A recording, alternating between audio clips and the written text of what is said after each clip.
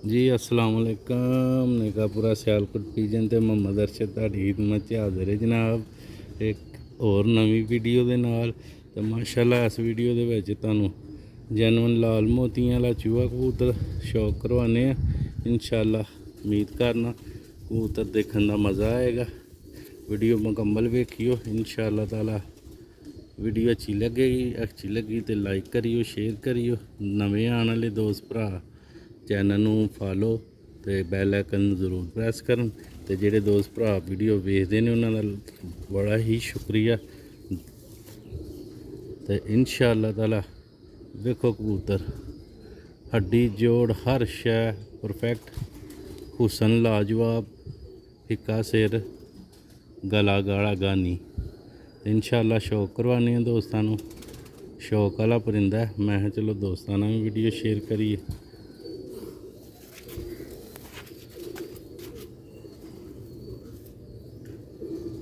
लो हाँ दोस्तों चेक करो कुंदा। पहली बारी मैं अपने इस परिंदे का शौक करवाया।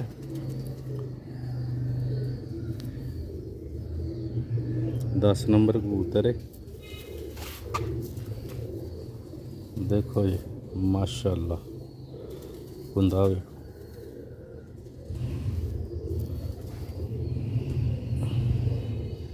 अदे विचों कुछ झाड़े दे ने पर है दी दुम जे।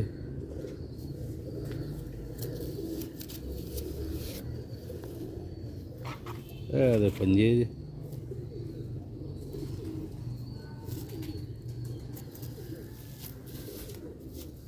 जिन्हों कहते ने ना नियाब तरीन है वो कबूतर है।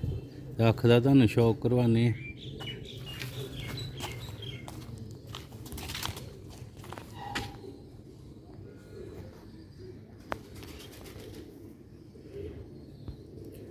लो भी दोस्तों जैनवन कबूतर जैनवन अख दे विच शौक करो माशाअल्लाह। थोड़ी अक्खां वो तल धुप्प दी लिशक दे अक्खां च कबूतर जरा अख पूरी नहीं खोलदा पे डरदा। स्टैंड बाई बहुत अच्छा।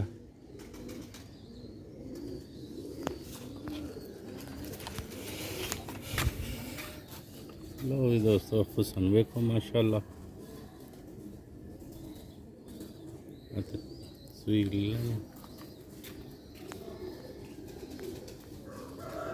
हूँ तुहानूं चूई मादी का भी नाल शौक करवा देने। लो भी दोस्तों है लम्मे मोरे वाली चूई मादी का शौक करो। ए पिंडे ते कोई वाल झाड़े दे ने ठीक है, पर भी विचों झाड़े दे ने ते क्रीचे भई दी फुल मादी।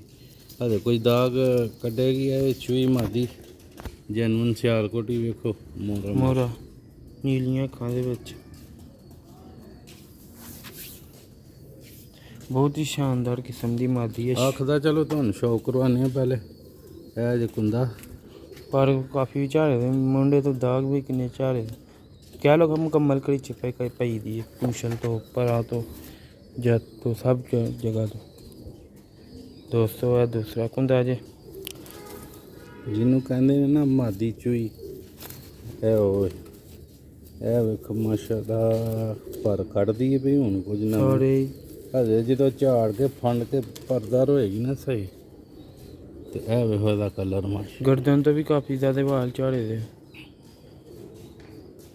एक मिनट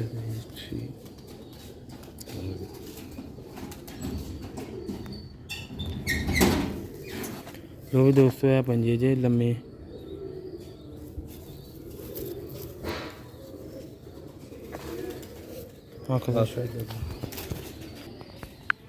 लो भी दोस्तों है अख जिहा दी नीलियां अक्खां दे विच जैनवन सियालकोटी चूई मादी।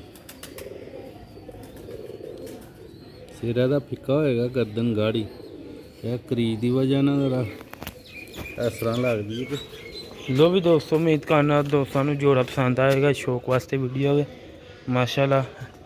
सियालकोटी चूहा जोड़ा एक बनेआ। लो भी दोस्तों, नेकापुरा सियालकोट पिजन अगली वीडियो से ज़्यादा चाहता दुआवां च याद रखना।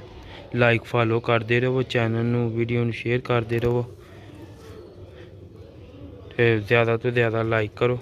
अस्सलाम वालेकुम।